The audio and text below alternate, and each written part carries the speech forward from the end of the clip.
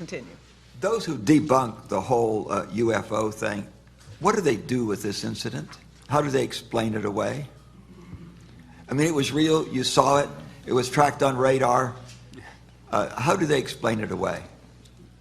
We believe the cover-up started within 24 hours after the incident. There was an individual set downtown and made contact with some of the local, what they call reporters and investigators that were involved in UFOs, and it was spread around that there was some kind of alien contact in the forest. Also, what went on after that was there was a debunker that came forward and tried to explain it away as either Colonel Halt who was a combat controller prior to becoming, command officer, that he was either fooled by stars, planets, or the local lighthouse. Well, how did they explain the radar track? It's just like all the other documents that we present. They just try to downplay what we have. And not talk about it. Or not talk about it. Yeah, I've had a very long time curiosity and interest in this, and my major concern has been, what do you do with those sightings that were accompanied by a radar track? You can have searchlights off of clouds, and they can appear to move very, very rapidly, and the eyes can be fooled.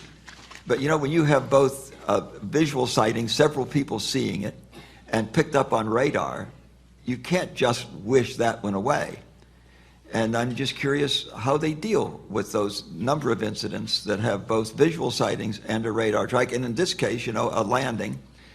And am I to understand that there are few existing records, that the records of this incident, like those from Roswell, are gone?